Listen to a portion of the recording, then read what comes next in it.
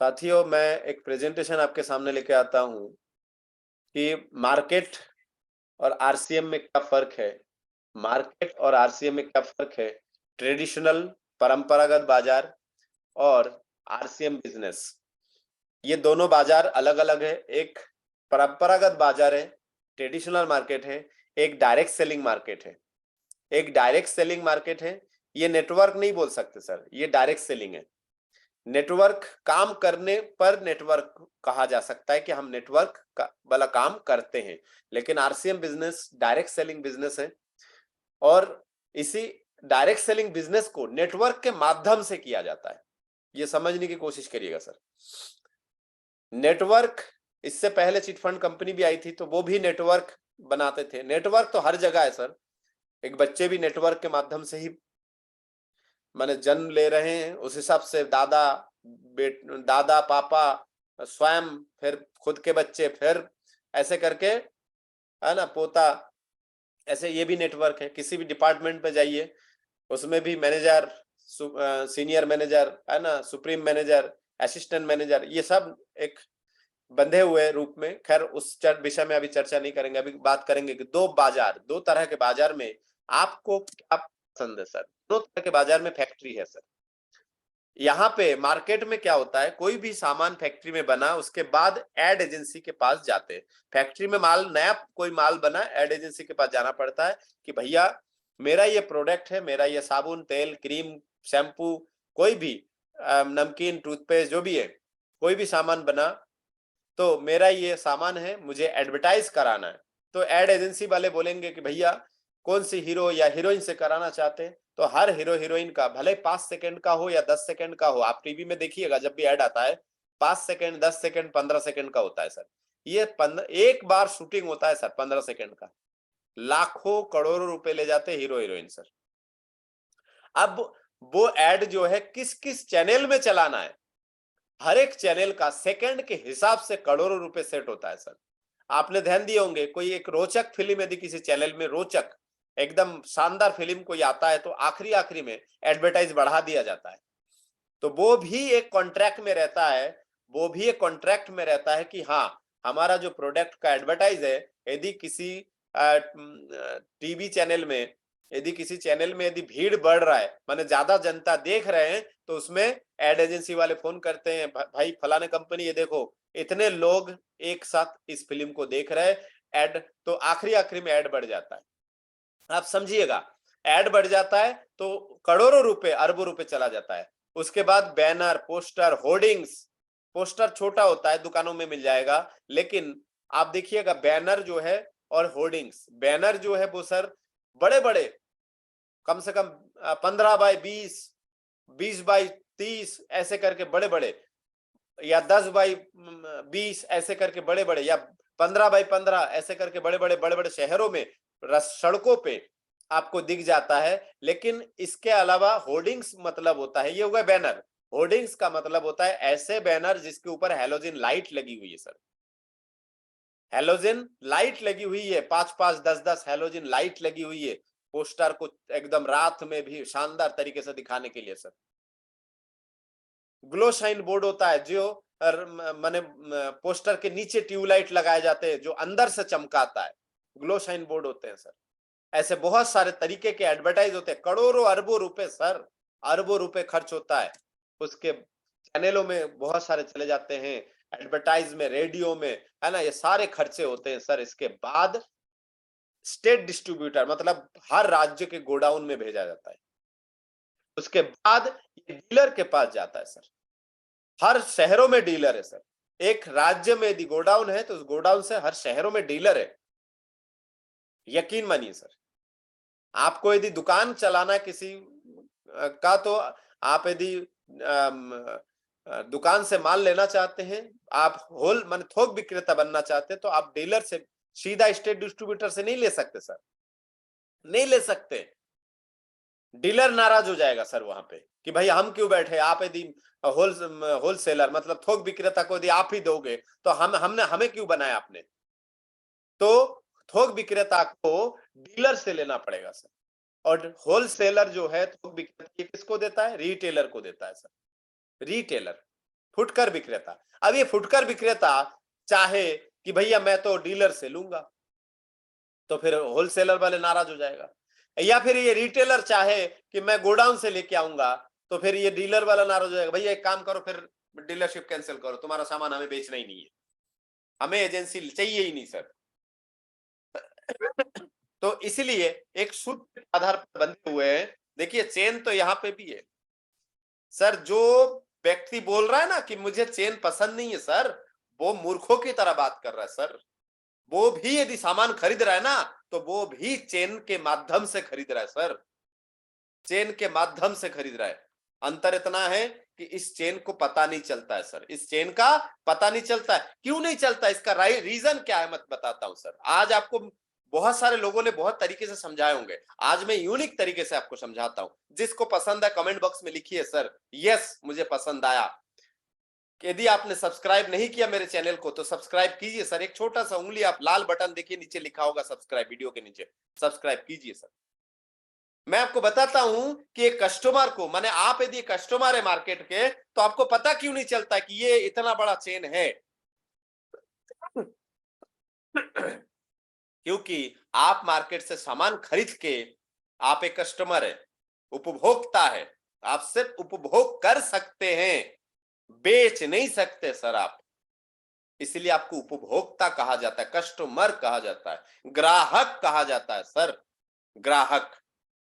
आप यदि कोई सामान 10 रुपए का आपके बाजू वाले दुकान से लेके आते तो पड़ोसी को 10 रुपए के ज्यादा बेच नहीं सकते, 9 रुपए 50 पैसे में आप बेच नहीं पाएंगे क्योंकि आपको नुकसान है।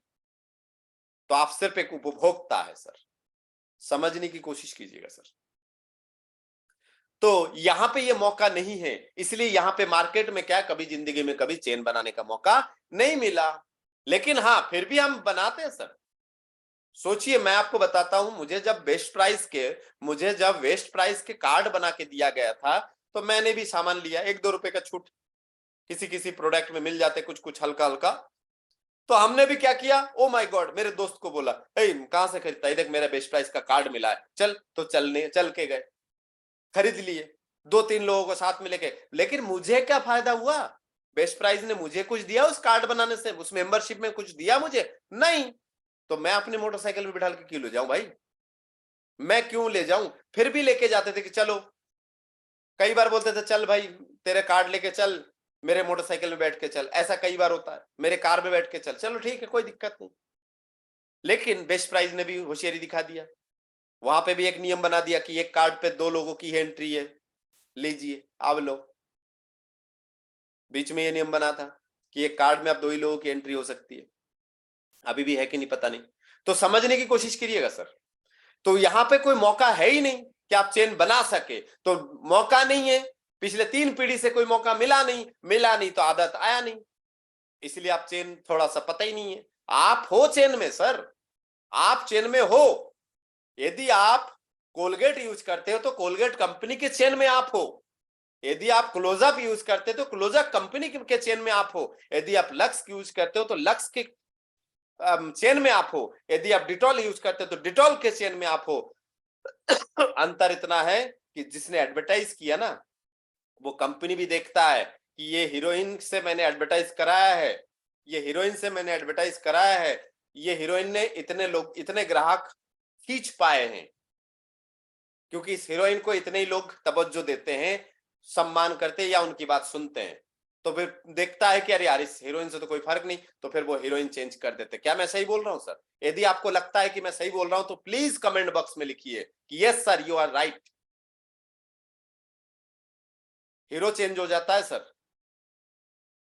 बहुत सारी चीजें समझने की कोशिश कीजिएगा सर, समझने की कोशिश कीजिएगा।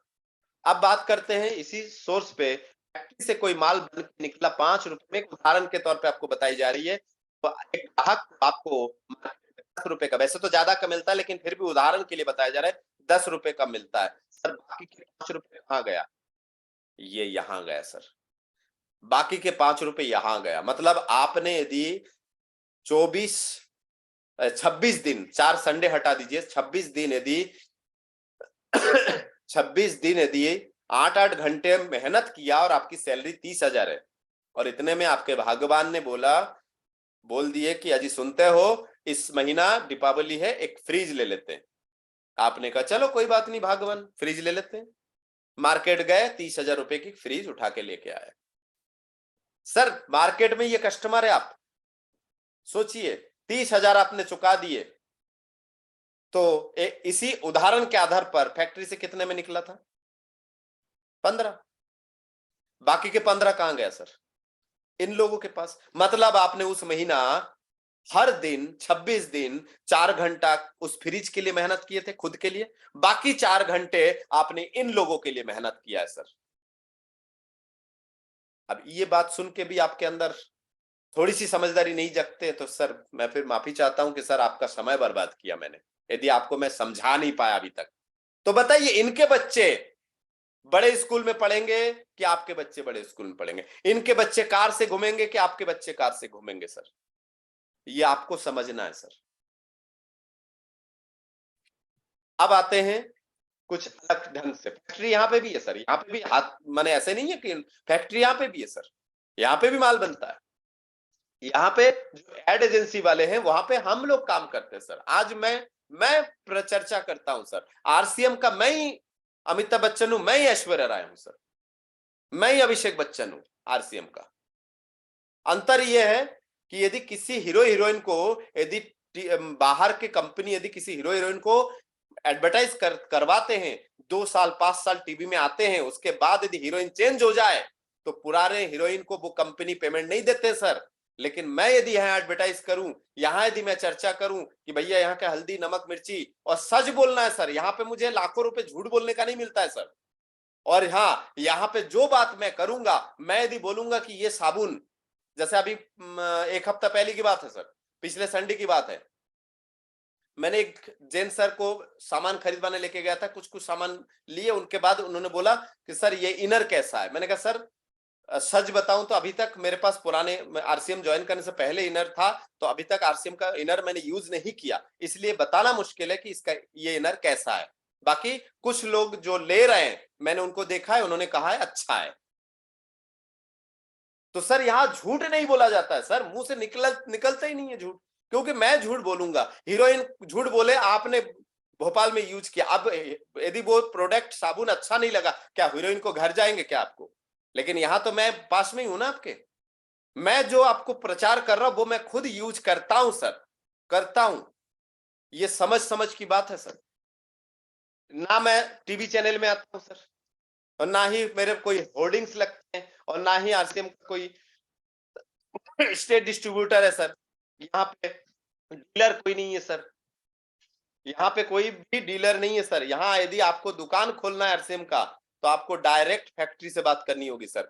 दिखा दे यहाँ पे कोई कोई थोक विक्रेता मार्केट में जो है, कोई मार्केट के थोक विक्रेता दिखा दे सर कि डायरेक्ट फैक्ट्री वाले से बात कर रहा है, कंपनी से बात कर रहा है, नहीं हो सकता है सर। यहाँ पे जो आरसीएम के जो दुकानदार है, वो उनका जो दुकान वाले फॉर्म भरना पड़ता है ना सर, वो फॉर्म डायरेक्ट कंपनी में भरना पड़ता है सर, वहां से अलॉट होता है इनको दुकान का कोड। तो यहाँ पे कोई